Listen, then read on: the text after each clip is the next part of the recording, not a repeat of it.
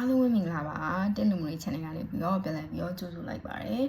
ဒီနေ့မှာတော့ဘာပြောပြချင်တာလဲဆိုလို့ရှိရင်ပေါ့နော်အရင်တစ်ပတ်တုန်းက unboxing လုပ်ခဲ့တယ်ပေါ့နော် art material လေးတွေကိုunboxing လုပ်တော့ပေါ့နော်ပြောထားတာနောက်တစ်ပတ်ကြာလို့ရှိရင် art meditation နဲ့ပတ်သက်ပြီးတော့မိတ်ဆက်ပေးမယ်ပေါ့နော်ဘာလဲဆိုတာပြပြပေးမယ်ဆိုပြီးတော့ပြောထားတာဆိုတော့ဒီနေ့ကတော့ art meditation နဲ့ပတ်သက်တဲ့ video လေးပဲဖြစ်ပါတယ်ဆိုတော့ပထမဆုံးအနေနဲ့art meditation ဆိုတာဘာလဲပေါ့နော်ဆိုတော့ art meditation ဆိုတာကတကယ်တော့ဒီကိုယ့်ရဲ့ mind ကိုပေါ့နော်ကိုယ့်ရဲ့ mind ကို calm ဖြစ်စေတယ်ပြီးလို့ရှိရင်ဒါ mindfulness ကိုအခြေခံထားတဲ့ practice တစ်ခုလို့ပြောလို့ရတယ်ပေါ့နော်ဆိုတော့ဒီမှာဆိုလို့ရှိရင် creative ဖြစ်တဲ့ activity ပါမယ်ကွာဘယ်လိုလဲဆိုရင် drawing လို့ပေါ့နော် coloring နော်ဒါမှမဟုတ်ရင်လည်း painting ပေါ့နော်ဒါမှမဟုတ်လို့ရှိရင်လည်း simple ပေါ့နော် doodling ပေါ့စသဖြင့်အဲ့လိုမျိုးလေးတွေပါလိမ့်မယ်ပေါ့နော်အဲ့လိုလုပ်နေတဲ့အချိန်မှာဆိုလို့ရှိရင်မင်းရဲ့ mind ကလုံးဝ quiet ဖြစ်နေပြီးတော့ပေါ့နော်ကိုယ့်ရဲ့ inner self နဲ့ connect လုပ်မိနိုင်တယ်ပေါ့နော်ဆိုတော့ဒီ art meditation ကိုလုပ်ဖို့အတွက်ဆိုလို့ရှိရင်မင်းက artist တယောက်ဖြစ်စရာမလိုဘူးလုံးဝ perfect ဖြစ်နေစရာမလိုဘူးကွာပြီးရင် result ကောင်းကောင်းထွက်လာဖို့လည်း focus ထားမှာမဟုတ်ဘူးဒီက focus ထားမှာကြတော့ကိုစွဲနေတဲ့အချိန်ပေါ့နော်ကိုဒီ process လုပ်နေတဲ့အချိန်မှာကိုယ့်ရဲ့ mind ကဘယ်လောက်ထိ quiet ဖြစ်လဲပေါ့နော်ဘယ်လောက်ထိအာရုံစိုက်လဲပေါ့နော်စတာအဲ့ဒါတွေကိုပဲအာရုံစိုက်မှာဖြစ်တယ်ပေါ့နော်ဒီတာမန်တမယိုးချ meditation တွေပေါ့နော်မျိုးလုံးကြီးစုံမိတ်ထိုင်ပြီးတော့ပေါ့နော်အဲ့လိုမျိုး meditation လုပ်ရတာမကြိုက်တဲ့သူတွေအတွက်ဆိုလို့ရှိရင်ပေါ့နော်ဒီcreative ဖြစ်တဲ့ပုံစံမျိုးနဲ့ပေါ့နော်ကိုဆွဲခြင်းနဲ့ပကြီးဆွဲတာပဲဖြစ်ဖြစ် color ချဲတာပဲဖြစ်ပေါ့နော်အဲ့လိုမျိုးလဲ creative လုပ်လို့ရမယ်နော်အဲ့လိုမျိုးတာမန်တမယိုးကြ meditation မကြိုက်တဲ့သူတွေဆိုလို့ရှိရင်ဒီ art meditation ကို try ကြည့်လို့ရတယ်ဆိုတာမျိုးပေါ့နော်ဆိုတော့art meditation ကတကယ်တော့ mindfulness နဲ့ creative expression ပေါ့နော်အဲ့နှစ်မျိုးပေါင်းထားတာလို့ပြောလို့ရတယ်ပေါ့နော်ဒီကိုဆွဲနေတဲ့အချိန်မှာဆိုရင်ကိုကလက်ရှိအချိန်မှာ in the moment မှာပဲကိုယ့်ရဲ့စိတ်ကပေါ့နော်ကိုယ့်ရဲ့ mind က fully ရှိနေမယ် present ဖြစ်နေမယ်ပေါ့နော်ပြီးရင်ဒီ awareness လက်ရှိအချိန်မှာပဲ in the moment မှာပဲ awareness ကိုထားနိုင်လိမ့်မယ်ပေါ့နော်ဆိုတော့နောက်ထပ်ဒီ art meditation မှာအသုံးပြုတဲ့ပစ္စည်းတွေပေါ့နော်ခဲရန်လေးတို့ရောင်းစုံချဲတဲ့ဟာတွေပေါ့နော် marker တွေစသဖြင့်အဲ့လိုမျိုးမတူတဲ့အရာတွေကိုသုံးပြီးတော့ကိုယ် shading လုပ်နေမယ် painting လုပ်နေမယ်ပေါ့နော်ဆွဲနေမယ်ဆိုလို့ရှိရင်ကိုယ့်ရဲ့ mind ကလုံးဝ meditative state ကိုရောက်သွားပြီးတော့လုံးဝ relaxation state ပေါ့နော် relax ဖြစ်တဲ့ state ကိုရောက်သွားတာဆိုတဲ့အတွက်ကြောင့်မလို့တာမန် meditation လုပ်တာရတယ်တော့တကယ်တော့အတူတူပဲပေါ့နော်ဒါပေမဲ့တချို့လူတွေကြတော့လည်းအဲ့လိုမျိုးထိုင်ပြီးတော့မျက်စိမှိတ်ပြီးတော့ meditation လုပ်တာမကြိုက်ဘူးပေါ့နော်ဆိုတော့အဲ့လိုလူတွေအတွက်ဆိုလို့ရှိရင်ဒီ art meditation ကို practice လုပ်ကြည့်တဲ့တယ်ပေါ့နော် try ကြည့်တဲ့တယ်ဆိုတာမျိုးကိုပြောချင်ပါတယ်ဆိုတော့art meditation ဆိုတာဘာလဲဆိုတာပြောပြီးပြီဆိုတော့ art meditation လေး simple ပေါ့နော်အရင်လွယ်လေးနဲ့လုပ်လို့ရမယ့်ဟာလေးကိုလုပ်ကြည့်လိုက်ရအောင် art meditation လုပ်ဖို့အတွက်ဘာလုပ်မလဲဆိုလို့ရှိရင်ခဲရန်လုပ်မယ်ပေါ့နော်ပြီးရင်စာရွက်တရွက်တောင်းလို့လည်းစာအုပ်ပေါ့နော်ဆိုတော့ညီမကတော့ color ချဲဖို့လို့အတွက် acrylic marker ကိုသုံးမယ်ပေါ့နော်မရှိလဲအဆင်ပြေရပေါ့နော်တခြား color ရောင်စုံခဲရန်ရွာရှိရင်လည်းပို့ပြီးတော့အဆင်ပြေတယ်မရှိလဲအဆင်ပြေလို့ဆိုလို့ရတယ်ပေါ့နော်ဆိုတော့ပထမဆုံးဘာလုပ်မလဲဆိုလို့ရှိရင်ဘာပုံဆွဲမယ်ပေါ့နော်ဘယ်လိုဆွဲမယ်ဆိုတာမျိုးမရှိဘူးပေါ့နော်ဒီကိုယ့်ရဲ့ intuition ရလာတဲ့အတိုင်းပေါ့နော် intuitive drawing လို့လည်းပြောလို့ရတယ်ပေါ့နော်ဆိုတော့ကိုယ့်ရဲ့ intuition ရလာတဲ့အတိုင်းဆွဲမယ်ပေါ့နော်5 second လောက်ကွာ5 second လောက်ဒီကိုယ့်ရဲ့စာရွက်ပေါ်မှာခဲထောက်ပြီးတော့ကိုယ့်ရဲ့ intuition ရလာတဲ့အတိုင်း5 second လောက်အဆင်ပြေလို့ရှောက်ဆွဲလိုက်လို့ရတယ် okay အဲ့လိုဆိုရင်ရပြီပေါ့နော်ဆိုတော့ဒီမှာတကယ်လို့ဒီဟနေတဲ့ဒီမှာ line ရရှိရင် okay ဆက်ပေးလိုက်လို့ရတယ်ပေါ့နော် okay ဆိုတော့ပုံကဒီတိုင်းဖြစ်သွားပြီပေါ့နော် okay ဆိုတော့ဒီဟာကိုရောင်ချယ်မယ်ပေါ့နော်ဆိုတော့အရောင်ချယ်တဲ့နေရာမှာလည်းကြိုက်တဲ့ရောင်သုံးရရပေါ့နော်ညီမတို့ကြောင့်ဘယ်လိုလုပ်လဲဆိုတော့အတိုင်းပဲရောင်ခဲတံကိုတိုင်းချထားလိုက်ပေါ့နော်ကိုလက်ကပါလာတဲ့ရောင်ကိုနှိုက်ပြီးတော့ဆွဲလိုက်တာအဲ့လိုပုံစံမျိုးဆွဲလိုက်တာများရပေါ့နော် okay ဆိုတော့ဒီမှာအရောင်ဒီမှာဆိုရင်အကွက်တွေပေါ့နော်ဒီမှာဒီလိုအကွက်တွေလိုက်အရောင်ပြေးလိုက်ချဲလို့ရတယ်ပေါ့နော်ဆိုတော့အရောင်ချဲပါမယ်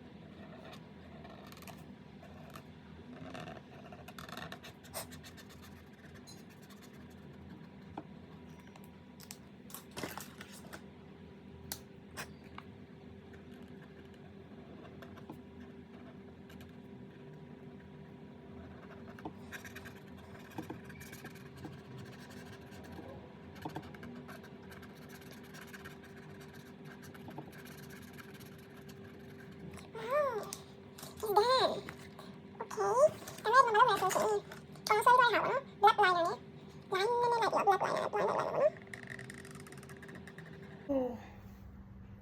it's done. Okay, so ပြီးသွားပါပြီ Yay. ဒါတော့ဒီနေ့ဆွဲလိုက်တဲ့ intuitive art meditation ပေါ့နော်ဆိုတော့ဒါ art meditation ဆိုတာတော့ဒီလိုမျိုးကိုပဲပြောတာပါကိုဆွဲနေတဲ့အချိန်မှာဆိုရင်စိတ်ကလုံးဝ quiet ဖြစ်ပြီးတော့ဆွဲနေတဲ့ပုံမှာပဲအာရုံစိုက်မိရပေါ့နော်ဆိုတော့အဲ့ဒီအချိန်မှာကိုယ့်ရဲ့ mind က meditative state ကိုရောက်သွားရပေါ့နော်မျက်လုံးကနည်းကျိန်းသွားတယ်မျက်လုံးကတိတ်ပြီးအမကောင်းမျက်မှန်မပိုင်မမြင် Okay so yes this is the kind of art meditation ဆိုတော့ကျေးဇူးအများကြီးတင်ပါတယ်တကယ်လို့ like လုပ်ဖြစ်တယ်ဆိုလို့ရှိရင်လည်းကိုဆွဲထားတဲ့ပုံလေးတွေကို comment မှာပဲဖြစ်ဖြစ် page မှာပဲဖြစ်ဖြစ်